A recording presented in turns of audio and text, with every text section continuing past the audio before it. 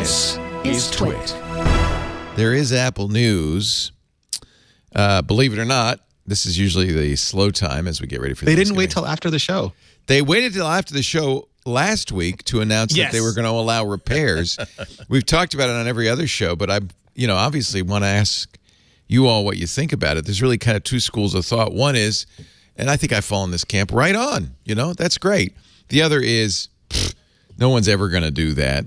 And in fact, the information called it Apple's pointless self-repair program. Andy Ihnatko, kick it off. Cynicism in journalism. There's a third point of view, which is that this is just performative theater. What is the most minimal way that we can have a sort of a head fake towards we're supporting right to repair, so that when we get sued, when we have to testify, when our backs are against the wall, we can tell the EU and Congress and everybody else, oh no, we support it. We just voluntarily on our own, just out of the blue, decided to have this own personal repair program in place at incredible expense and difficulty for ourselves, might I add. But yeah, it's that said, it's better than nothing. There are a lot of people for whom a trip to the Apple store is just not in any way practical, either because they just can't get out of the house easily, or their nearest Apple store, even in the United States, is 3 or 4 hours away, let alone if you live in Australia. So it's not nothing, and it's not as though it's not going to help some people. But the idea that they're saying that we will allow an individual user who gives us the serial number of the actual device they intend to repair permission to repair a specific kind of repair that we will allow you to do if you get the parts directly from us, in which case, yes, under those extremely limited circumstances, we will allow an individual to fix their own devices. That's not what right to repair is. The whole movement is all about how when a manufacturer like Apple, like John Deere, like any manufacturer, has complete control over how a device that is bought and paid for by a user gets repaired, that means that they control, basically they're in a position where they can make incredible profits by shipping things that are going to break, because if the user then has to take it right back to a dealer showroom to have it done by their own service shop, that's bad. Also, that if they also have the ability to decide that, I know that your phone still works great. I know that you're still perfectly happy with the performance of your phone, but we've decided that we're not going to let you repair this phone anymore because we would very much like for you to buy a brand new phone. What we're looking for is the idea that if I have an independent repair shop in my community, that person can buy the components that they need and have the freedom to pursue whatever avenue they think is necessary, appropriate, and required in conversation with the user to get this thing back up and running. Lastly, Apple did have that kind of an outreach a few years ago by saying, "Oh no, see, we're listening and we're responding. We're letting independent repair shops create their relationships directly with Apple and get components directly from them." Louis Rossmann, who has been waving the flag on this very, very well for a long time, points out that that program was less than useless because, number one, these repair shops were still limited to only the types of repairs that Apple was interested in letting them do. You couldn't buy like a power controller chip, even though that was a component that tended to burn out a whole lot. No, only screens, only batteries, only simple things. And the repair shops that did sign up for this program had to sign blistering NDAs and blistering limits that would give Apple the power to audit all of their businesses and say that, oh, well, if you're sourcing your own components, doing repairs that we don't want you to do, we can effectively shut you down and make you suffer really high consequences. So it's possible to both acknowledge that this new program that Apple is doing will help some people, and also acknowledging that this is mostly 99% just theater, and I hope that everybody kind of sees through that. I think it's actually probably a little harder edge than theater. So I think that, and not in a good way. so anyway, I think that Apple has done a pretty deft move here in the sense that They have largely diffused the right to repair. I know that we can talk about whether it really is right to repair or not, but the question is, will an average voter understand the difference? And I don't think they will. And so I think that the chances of getting any kind of heavy legislation in that direction, it just makes the hill a lot steeper and a lot slippier. It doesn't mean that you can't climb it. It just makes it a lot harder when they're saying, well, we are supplying users with those things. And so it's just that I don't think people will be able to make that decision. So it eases the pressure on that area. The second thing it does is that you have authorized repair shops that went through all that trouble. And then you have all these unauthorized ones that they have to compete with. If you make all those components available to everyone, the average person is not going to fix their phone, but I can guarantee that my son is going to build a big business. As this comes out, my son he's going into high school next year. I guarantee he's going to build a little business of him fixing people's phones, because he's very technical. He's very good at doing this kind of stuff, and he'll learn how to do it, and he'll do it. And so these unauthorized repair shops are going to have to compete with tons of precocious high schoolers that are going to do it for their friends. They're going to do it for, I think is a big business, a big part of the business.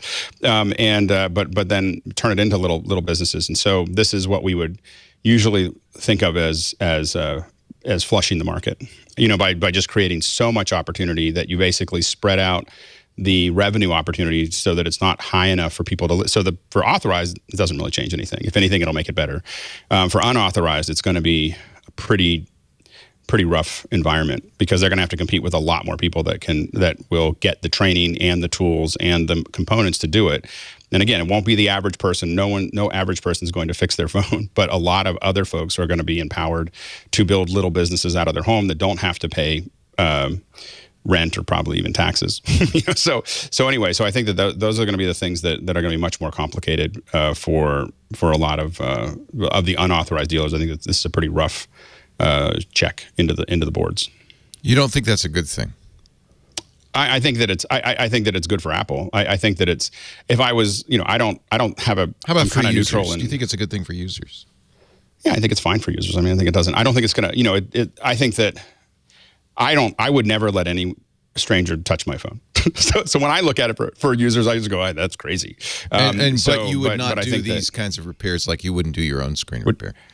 No, because I've done my own. I've put my own RAM into my own laptops, and it was never the same. Like no matter what I did, as I took it apart, I put it back together, and it was just never quite fit back together. So if I was ever going to have someone fix something, I'd have Apple do it, or your son, or my son. My son would probably do it better than me. But I've done it. I've had enough experience that I would never try to fix it myself. Yeah. It's not. Yeah. Hold on, Danny. You've had your shot. You're right. You're right. Try to keep this to 3 minutes each. Rene, what do you think? Yeah, so I'm not broadly cynical about this move. Apple's been planning it for over a year. And the way I look at it is you have a lot of people who are very, very fiercely advocate of right to repair. And I think that's great. I think it doesn't apply to a very wide spectrum of people.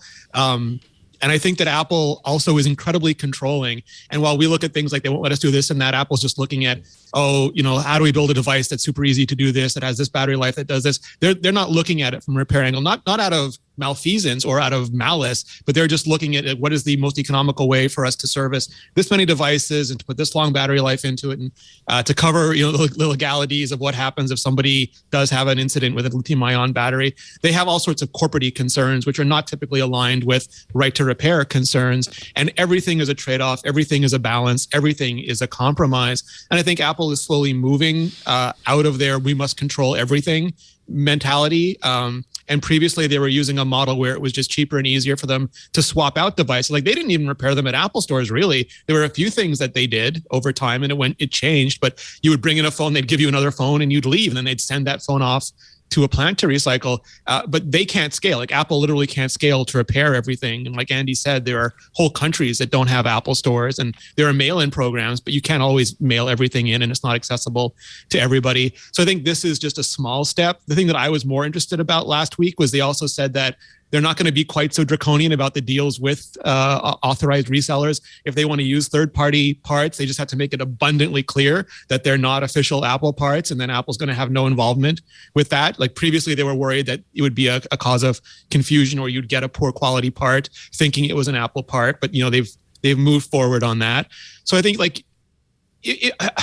I don't want to say this in a bad way, but I think a lot of consumers, we've taken the lazy route. We've said, we want these really thin, really flashy, really sleek devices, and we don't care that they're not that accessible. My father used to repair his cars from the ground up. He took a look at a Tesla a year ago, just shut the lid and walked away. And that's increasingly what we're getting, because that's increasingly what we're telling these companies we want. And that is at stark odds from the people who are more technically acclaimed and want to be able to get into the guts of it.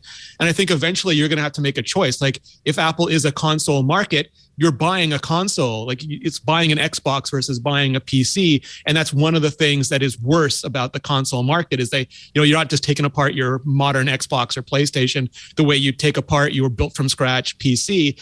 And you can't have everything. You've got to make a choice. And part of choosing Apple is knowing that they're way more controlling about this. So that's my very unpopular, lukewarm take on the matter. I'm a little more bullish on it. I should point out, for the cynics, there are a few somewhat cynical points to this. One is that the Apple shareholders lawsuit deadline was that day. The lawsuit over right to repair. So the timing is not accidental in any way. Not also, a come to Jesus moment. Yeah. Also, it's only for iPhone 12 and 13, which are, of course, the most recent and least likely to need repair or battery replacement. And they were built to be more easy to repair, too. Well, and that's a good thing. I think my positive take on this is, I hope that they'll take the next step. By the way, it's going to extend to M1 Max as well at some point. Is they'll take the next step and make these more repairable, because it means nothing if you need a special machine to do it. And I suspect that's one of the reasons there's a limit to the number or in the kinds of repairs you can do. You do have to buy the part from Apple. Never changing RAM in a unified memory world. Yeah, which is like one of There's nothing to repair in the RAM on a MacBook. You have to take the whole chip out, I guess. I don't know. It's an SoC, yeah. I have a feeling, unless you're really good at removing, it's not soldered in. It's surface mounted. So you're going to have to really replace the whole motherboard anyway. So, and I'll be surprised if in 5 years we're not every component there is made by Apple. like it's not going to be like something that is a. You do have to buy the part external from components. You do have to right now buy the part from Apple. You can return your broken or old part for money. So, that subsidizes it a little bit. I think it's just, Andy, you said that they could have gone farther. I don't think reasonably they could have gone much farther. I guess the ability to pick and pull old parts from old phones for replacements would have been nice. That reaction is based on the limits of what Apple is actually saying, the limits of the program that Apple actually put into the announcement last week.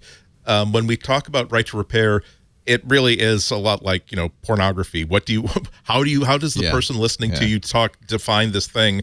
And there could be a very, very wide range. So when we're talking about right to repair, at one scale, it really is the extreme of no. I think that there should be a phone should be made with no adhesives whatsoever. All the chips should be socketed, so you can just pull it out and put things back in. You can mix and match parts however you want. At the other end is that we suppose, as the manufacturer of a device that you spend $1,000 for, we will allow you to, replace a screen or a battery. But other than that, so it's important not to, as Alex sort of alluded to, make sure that when it comes to society making a decision about what rights the purchaser of of a component should be, that we don't fall for that sort of fakery of no, Apple completely supports this and everything is repairable. No, they're just sort of loosen the handcuffs a little bit. We want either the key to the handcuffs or no handcuffs whatsoever. And just one thing, this sort of parenthetical, it is an absolutely legitimate argument that you really can't design, if you want a modern laptop or a modern phone to be modern, you can't insist on 100% right to repair about this, because so much of the performance and the durability of this stuff comes down to making it so that only really a very highly skilled robot can put these things together or take it apart. That said, the skills that once you put these things, there are a lot of really clever engineers out there and a lot of really clever repair people out there that if you tell them that No. There's this component. This charging chip is it's a pick and place thing. It's only available in units of like 10,000 for the manufacturer. It's just impossible for even a skilled repair person to do. And then he comes back saying, no, actually, I won't tell you what my source is, but I have a source for them, and they are absolutely 100% valid. And yes, it took me about 30 tries of buying broken phones to practice, but I've got this on lock. As a matter of fact, there's a manufacturer in Shenzhen who will give you like the solder ball template that you need. That's exactly for this component. It's just a bump. I think that what we're hoping to the middle ground that I hope that we can address is the absolute bummer that when you say, oh gosh, look, the connector on my phone is broken, doesn't really work anymore, or oh gosh, look, the letter K key on my laptop doesn't work anymore. It's such a bummer when you take it to a company for repair and they say, oh no, we can't replace just that key. You say, oh damn it, I'm gonna have to buy a whole keyboard. No, you're going to have to buy a whole lower assembly that includes the trackpad, that includes this power rail, that includes these components too. And it's going to cost you $900. And like, I'd just much rather try to write without the letter K in the future, because if I'm going to take this $2,000 laptop and do an $800 repair. So there's movement that needs to happen. We don't know exactly what movement is going to be satisfactory, that is rational for everybody. This is a move forward. We're happy about that, but just make sure that that Apple can't play that card when they're testifying to Congress saying, no, there's no need for any oversight. I know the FTC came up with this really long and intense report in July saying that all of our arguments against right to repair were total baloney, and that also our policies are disproportionately affecting people of color and lower income communities. Pshaw, look, we're letting people order a screen and putting it in themselves. We trust that this disposes of all of your concerns, FTC. No more rules, I bought a shift key off Amazon, Andy. Don't tell anybody. But my shift key stopped working. They were going to replace the entire keyboard. So I just ordered the shift key off an Amazon parts seller. Popped the old one off. It worked? So I'm not telling anyone else to do this. Pop the new one on and it worked. Of course, quality control. It's actually a shift key. But still, it's almost as good as the real thing. Depends what's wrong. It was in Swiss, but it worked fine. It's wrong. According, Mac Rumors quotes a study by Consumer Intelligence Research Partners that says the most likely repair would be by a long shot would be battery replacement. Obviously, that's not going to be necessary on 12 and 13s for a while. If that's fairly easy to do, I could see people doing it. It's also probably the one that would be the most dangerous, which is that you're going to end up with bloated batteries. And like the thing is that the one that's most likely is going to be the one that causes the most trouble, because that's what, a lot of the batteries that have gone sideways in planes and everything else it turns out when you start to run down that path, somebody replaced something. Oh, somewhere, really? And so that's that's, they don't come out of the factory usually and that's just a, very small little, tiny little thing with tiny little connectors, and if you don't get it just right, it catches things on fire. The Ion is unforgiving. Yeah. I guess I'm of the optimistic school that says any movement is good. Obviously, it's not. It's not 100% movement, but any movement. I think it's good. It's better. I think it's good. It's Progress is our most important project. I think it's definitely a move they should have made. This is a strong move by Apple. Yeah, and regardless of motivation, obviously they were pushed into this.